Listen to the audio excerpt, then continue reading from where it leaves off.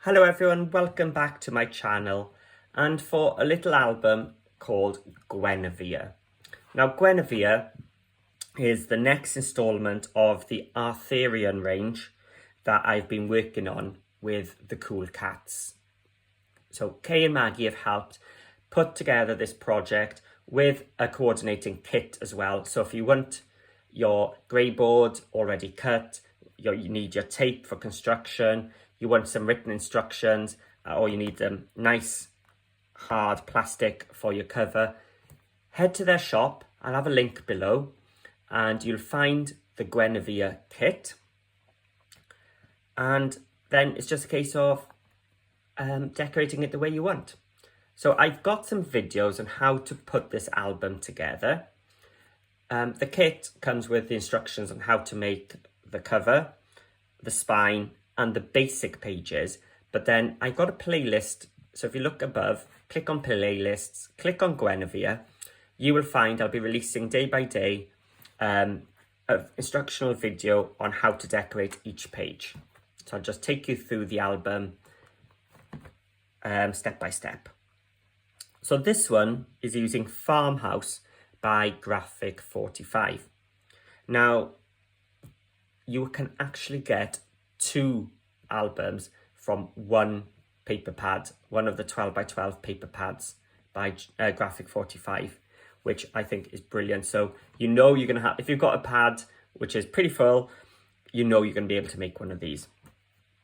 So I've gone for this bright floral on the outside, and what's great about this is you can actually cover the whole of the front, side and back using just one sheet of the cardstock. So I said we only used half because there's a lot of tips in here to make it a very economical project. So you've got your expensive papers or those pads which haven't got as many sheets as some companies do. There are brilliant paper saving tips in this album. So for this cover, I said I've used this floral image. You've got your acetate window. So this comes in the kit. You also get the tape for constructing. And I've used a Cool Katz die called Memories. And I've just built it up by cutting it out of cardstock 3 times, black cardstock. And then use the small one, because you get 2 dies in this set. And if I have a look a bit closer, I might have to turn it upside down for you to see though, to get it close to camera. You can see it's got a black shadow. So it's got 3 layers of black cardstock and then 1 with your patterned paper.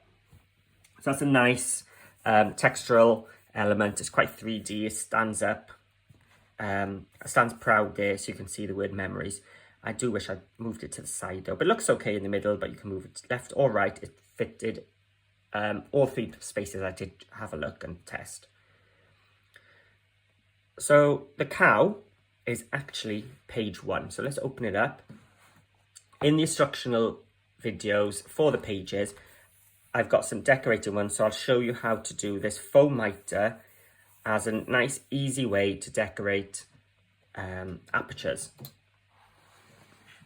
Then I had to choose this quite carefully because this is the image you see through the window. So this is in fact then the cover pretty much. And so I didn't want to make it a complicated thing, just wanted the image to show through the window. So it's just a really deep pocket. This was a page I had left over, the borders page. So I just made a 5x7 photo mat and a 5x7 photo mat on the back. So when you put your 5x7 photo, you will still have a little border or the doodles, which you'll see me do. When I do the video, I probably go really quiet there. When I do my doodling, I do get into it. Inside then, each of the pages, it's a pocket. And again, a 5x7 photo mat. I just decorated one side because I didn't want it too thick. And they fit then into each of the pages. And I do like how I managed to get the local fresh eggs lined up so you can actually see it. So that's page 1. And I said, there's written instructions how to make this flexi spine, flexi hinge, and the measurements for the spine are all in the written instructions, but I do go over them in the video.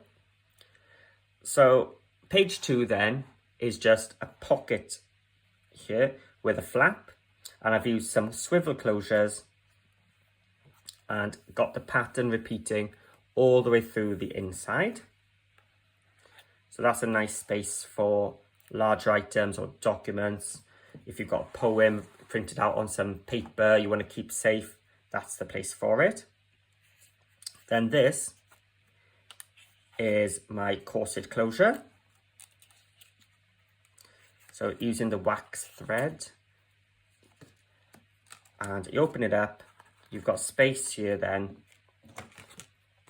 Let's just get a photo mat to put some photos, and then each of these slides out, giving you room for 6x4 photos on each one of those. So there's another 4 photo spaces there, and they just slide back in. They do overlap in the middle, so you do have to give them a little wiggle.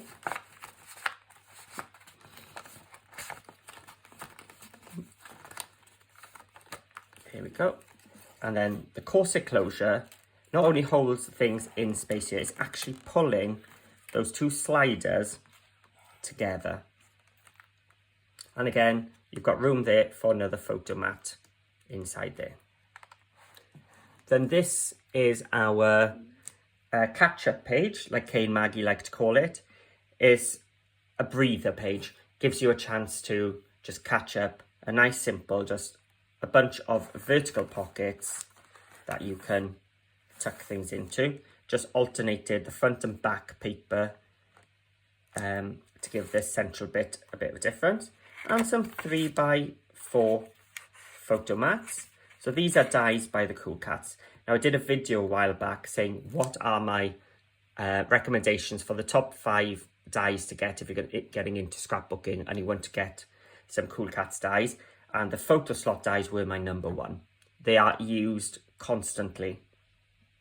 And again, we've also got some space here to tuck in a little slit, which has got nice piercing around. Again, Cool Katz dies. And some more swivel closures. So this one I used the long arm ones. It's got some nice, I don't know if you can see without bringing it closer. It's got some debossed element. And then these are sort of the heart shape. If I turn them this way, the sort of heart-shaped closure. I like this one. I think it's probably my favourite shape. I do have videos on how to make these swivel closures. So have a look at my closure album and you'll find the swivel ones. So it opens up and you can get a pattern repeat going up all the way through this, should you wish. If you've got your Stamperia papers with a nice vertical image, that's the place to use it. And they just swivel shut.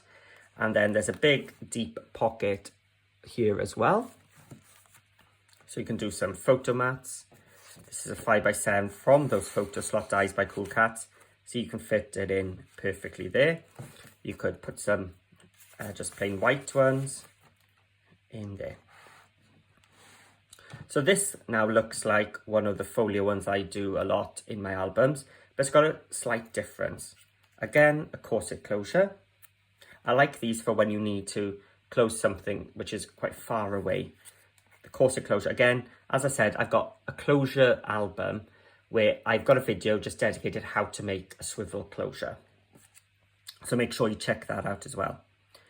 So this one then, you've got the little flap that pulls down. And when you pull this up, you'll see in the kit, you get a piece of acetate, some thick acetate. So I don't even know if it is acetate because it's so thick. Already cut to size for you. So you get this piece in the kit and it lifts up. So then if you're going to put your photos in there, the acetate then closes and you just put your corset closure. Didn't quite go under there. There we go. So now your photos, remember, are behind that acetate sheet, so they're not going to fall out. So this time it's not the corset closure keeping things in, it's the acetate. So again, as I said, if you get the kit, you get that ready for you. Then the final page 8, and you can see I've gone for another corset closure. So this is the more traditional corset one where the pieces are quite close together. And when you open these two flaps, there's actually room for 3x4 photos each side there. Then you've got this little bumper to stop things falling out, and room for a 5x7 photo mat as well. So you can add your photo onto that and you can change it out. But the good thing about the photo slot dies is you can cut them in and you're not hiding your papers, but then you can still add a photo should you wish, or if you want your papers to show, just take it out and just use it as a normal folio. Just put it in. The bumper stops things falling out.